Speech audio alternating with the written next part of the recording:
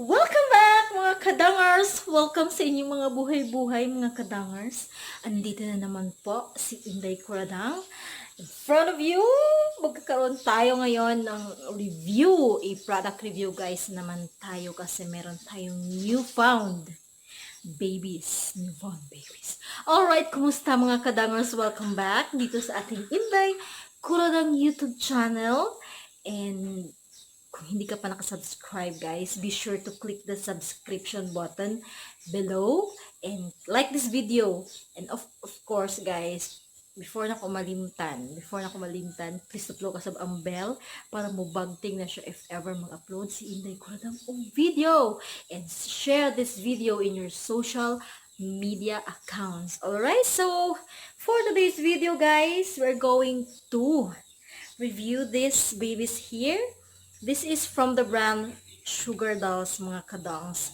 And this is the lip and cheek gel tint ng Sugar Dolls guys. And ito yung minis nila na version of gel tint. So before natin sila i-try, before natin sila reviewin, is of course guys, mag-intro sa ta. Intro, paso! Welcome back mga kadangers! Boom! Para ni sa tanang mga dipolog no yeah. Hope you like it, yeah. Woo! Mac music, yeah. Tsunami from the barrio. Whoa. Come on, let's go. Yo, it's a place where I came from. Nakadaghanan, beautiful ug handsome. O sana ko, joke ra. Dala tinuod ayaw lang po katawa. Ako ni siya.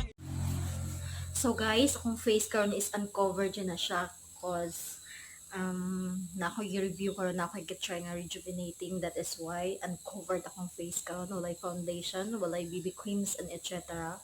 Just a sunscreen para hindi madaot ato ang face kay nagamit og rejuve. Alright guys, this is the packaging of the product na i-review nato. This is from Sugar Dolls, a lip and cheek gel tint. Ganyan ang kanyang packaging, which is very cute. Maganda yung ano niya guys, packaging. Very girly talaga. And it composed 3 shades na gel tint guys. At ganito siya. Alright, so titignan natin.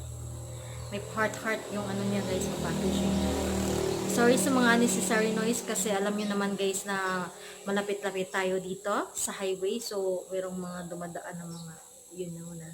And ito yung tatlo na nagkukumpos ng ating gel tint. Alright, so the packaging is plastic cup yung ano niya guys. And then yung lalagyanan niya talaga is a glass.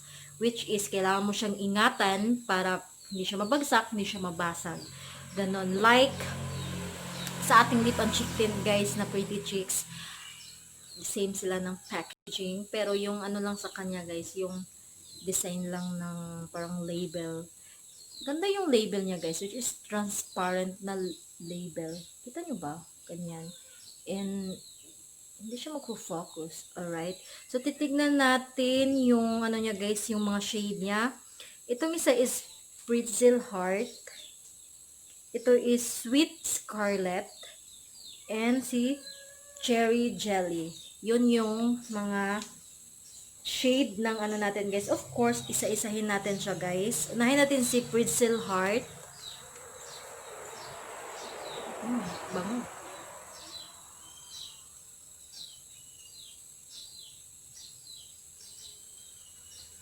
Bakit? Ayaw niyang lumabas. Ayun. Ayan, si Pretzel. Mabango siya guys. Parang siyang candy.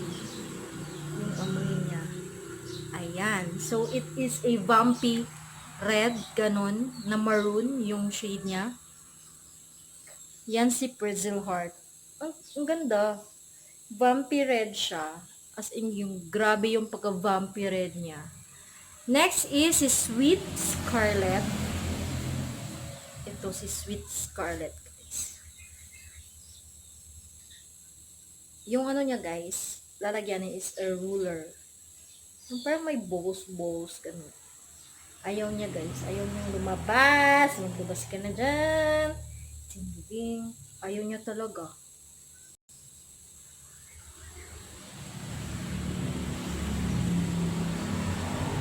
Wait. Alright, ito si Sweet Scarlet. Parang sobrang dark ng pagka-vampire niya. Sobrang parang, yeah, ganyan.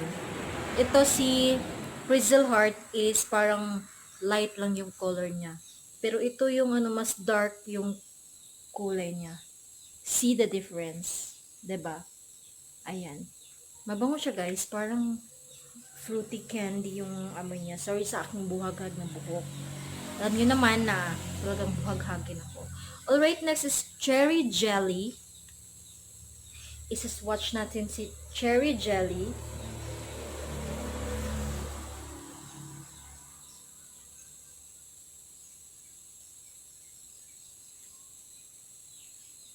Ayan siya. Ano lang siya guys, yung parang red lang siya na may pagka-orangey yung ano niya guys, kulay. Very light lang yung kulay niya. Ganyan. Ayan. So, parang siyang orangey red yung kulay niya. Ayan. So, let's try this orangey, yung tawag to, this cherry jelly sa ating, ano guys, sa ating cheeks. Kasi ito yung pinaka-light. So, ito dapat yung nasa cheeks lang kasi lip and cheek tint naman siya guys. So, ganito ako maglalagay ng lip and cheek tint. I-blend ko muna siya dito sa aking dyan. Tsaka i-blend dyan. Ganyan. Para hindi ka magmukhang ano. Kasi pag ida-direct mo, sobrang pigmented naman ng mga lip and cheek tint na to. So, better na i-blend mo muna siya dyan. Tsaka mo siya ipahid dyan sa yung cheeks para hindi masyadong ano. Ayan, ganyan lang siya. Bango niya. Ayan. Of course, very pigmented naman talaga. Kita naman natin sa pag-swatch natin, diba guys, na talagang pigmented si Sugar Dolls. I don't know the price of this 3 shade, this bundle. Kasi bundle, tatlo sila guys eh. Talagang bundle talaga sila as one. But isi-search natin yan. I'll just put the price here, guys, para malaman nyo kung magkano yung presyo nito guys. Alright, so ganda sa cheeks niya guys. 'Di ba? Parang rosy cheeks lang yung dating niya. Nakaka-mistisa look. And of course, ano naman talaga guys, pigmented naman talaga siya. Ayan. And of course, I will put this shade, the Sweet Scarlet sa aking lips guys. Tingnan natin yung effect ni Sweet Scarlet. Talagang vampy siya talaga, no? In fairness, very pigmented din itong si Sugar Dolls, no?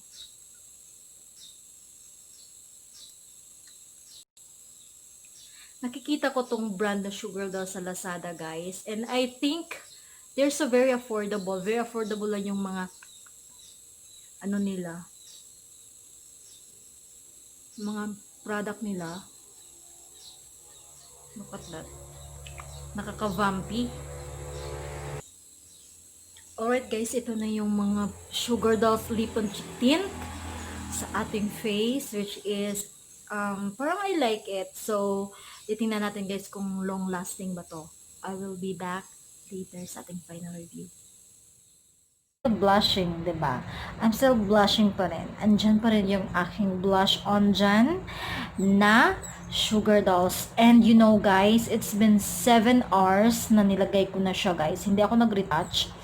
Pero yung nasa lips ko kanina guys is nawala na siya kasi hindi, ano na siya guys, kumakain ako and umiinom na ako ng tubig. That is why nawala na siya. Maganda yung ano nito guys, formula. Yun nga lang, nagka-problema ako sa packaging niya. Kasi yung roll-on niya, matagal siyang lumabas. Yung lip and cheek din, matagal lumabas. So, it takes time para magpalabas. Alright, so, what is good? Maganda yung formula nitong lip and cheek tint na to. Talagang blendable at saka what is good also about this product guys is very very affordable guys, and available sila sa Lazada, sa Shopee. Yes, and yeah, maganda din siya guys. Maganda din siyang gamitin every day, and then very handy yung ano niya guys, yung tawag doon, yung lip and cheek tint, look at that, diba? Pwede mo siyang malagay sa pocket, and madala-dala mo siya kahit saan ka magpunta. Kung nag-ano ka na dyan guys, nang loose pad na ka, pwede ka lang maglagay ng lip and cheek tint dyan sa lips mo para bumalik yung kulay ng iyong mga ano dyan guys, kulay at ganda ng iyong pagmumukha, kasi part yan part yung lips natin sa ating mukha, that is why nakakaganda talaga siya. So very pigmented, yung gustong gusto ko sa shade na to guys is very vampy, na talaga namang in one glide guys is talagang kuhang-kuha niya talaga yung color guys. So swatch natin ulit para makita nyo talaga, alright, o diba? So very nice yung form niya, na talagang mabilisan lang talaga mo siyang i-blend, kasi talagang didikit yan at hindi yan mag-blend ng tama, o hindi siya mag-blend ng maayos dyan, is talagang mag-patchy-patchy yung tingnan dyan sa face mo. That's why talagang bilisan mo yung pag ano sa kanya, pag blend, kasi very pigmented ito. And yun nga, very affordable, the availability, yun nga lang, pag order ka sa mga ganyang online shop, online store, is talagang mag ano ka guys, mag tawag doon, mag ano ka talaga ng ano, shipping fee of course. So sobrang mura niya, yun nga lang mag-shipping fee kapag sa kanya. Katulad ko, nandito ako sa Mindanao, yung sugar dolls, yung mga usual usual reseller is nasa Manila. Pwede naman dito guys, pag meron mga resellers dito sa Dipolog, dito sa amin, is makabili ako direct, but parang wala pa atang sugar dolls na nagre-resell dito guys. That is why kailangan talagang magbayad ng shipping fee. Overall thoughts with this product guys, sobrang thumbs up, kasi sobrang affordable niya, especially sa mga millennials natin na wala pang mga budget, and of course katulad ko ng mga mommies na wala talagang budget. Alam nyo na, kasi kaming mga mommies is iba-iba na yung mga ano namin, priorities namin. Mas priority namin yung mga daily needs ng pamilya namin. That is why I give this brand Sugar Dolls Lip and Cheek Tint 8 thumbs up, kasi sobrang mura nila, and then good quality naman yung lip and cheek tint nila. Yun nga lang, medyo nagka-problema ako dun sa ruler niya, na parang ang tagal lumabas ng ano yan guys. Alright, so thank you so much guys for watching this review. Sana may natutunan kayo with this review guys. And kung nag-a-ask kayo kung saan makabili, yun nga, sa Lazada, sa Shopee, you can order it. Marami silang available shades. Guys, alam nyo na yan. And you can choose your shade guys, yung bet na bet ng mga shades. And of course, thank you so much sa palaging pagsuporta. Kung hindi ka pa nakasubscribe dito sa ating channel, please tuplukan na itong subscription button diha sa boss, and like this video and share this video in your social media accounts.